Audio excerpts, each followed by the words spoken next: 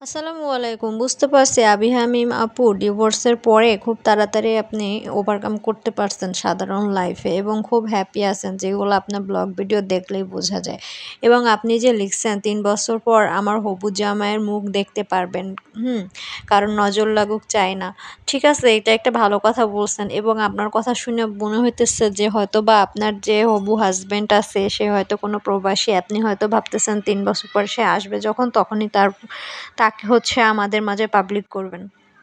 কিন্তু সঙ্গে তো সেই আপনি বান্ধবী বাঁধায় রাখছেন। ঠিক আছে? আবারও সেই রকম একই অবস্থা। আসলে যতই জীবনে ধাক্কা খান না কেন আপনার এই জিনিসটা আসলে পাল্টাবে না। আপনি খুব সহজে মানুষকে বিশ্বাস করেন এবং মানুষের সাথে মেশেন। ঠিক আছে? কিন্তু দেখেন, একবার যেহেতু একটা শিক্ষা পাইছেন যে বান্ধবীকে আপনি নিজের বোনের থেকেও বেশি ভালোবাসছেন এবং যাকে আপনি এতটাই যত্ন করছেন, নিজের সবকিছুই তার সাথে শেয়ার করছেন, সেই কিন্তু আপনার ঘর ভাঙছে। ঠিক আছে? আপনার ভালোবাসার সংসার ভাঙছে, আপনার স্বামী কেড়ে নিছে, সবকিছুই শেষ করছে। তো দ্বিতীয়বার আসলে আপনার একই ভুল করা আমার মনে হয় ঠিক হইতেছে না। যেহেতু আপনি এখন কারো সাথে রিলেশনশিপে আছেন, সেই মুহূর্তে আপনি যেভাবে একটা ক্লোজ মেয়ে আপনার সাথে রাখছেন, আপনার বান্ধবী হয় বা যাই হয় আমি জানি না।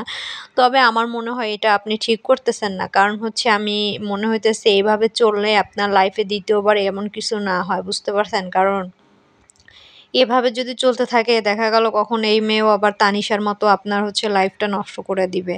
তো আপনার ভালো চিন্তা করেই বললাম। আর হ্যাঁ, এটা ঠিক, এখন থেকেই চেষ্টা করবেন যে হাসব্যান্ডকে আসলে বেশি পাবলিক না করার। কারণ মানুষের নজর লাগে এবং নজর লাগা কথাটা কিন্তু সত্যি। ঠিক আছে? যেমন পাবলিক করবেন না তেমন ব্যক্তিগত লাইফে আসলে বন্ধু-বান্ধব থাকবে, এটা স্বাভাবিক। আপনার বান্ধবী থাকতে পারে। কিন্তু বেডরুমে নিয়ে যাবেন, সবসময় চলাফেরা করবেন। হাসব্যান্ড আপনি বেডরুমে আছেন, সেইখানে আপনি আপনার বান্ধবীকে রাখবেন। এগুলা আসলে করবেন না। এগুলা করলে ব্যক্তিগত লাইফটাও নষ্ট হয়, আপনার সুখের সংসারটাও ভাইঙে যাবে। কারণ কি জানেন, মানুষের ভিতরে সবসময় শয়তান ওয়াসওয়াসা দিতে থাকে। তো কোন সময় আসলে শয়তান মানুষের মাথায় খারাপ কোনো আইডিয়া দেয়, খারাপ কোনো কিছু ঢুকায়, এটা আসলে আমরা কেউ বুঝতে পারি না, বুঝছেন? তো সবসময় ভালো থাকেন। আপনার জন্য অনেক, অনেক শুভকামনা, দোয়া রইল।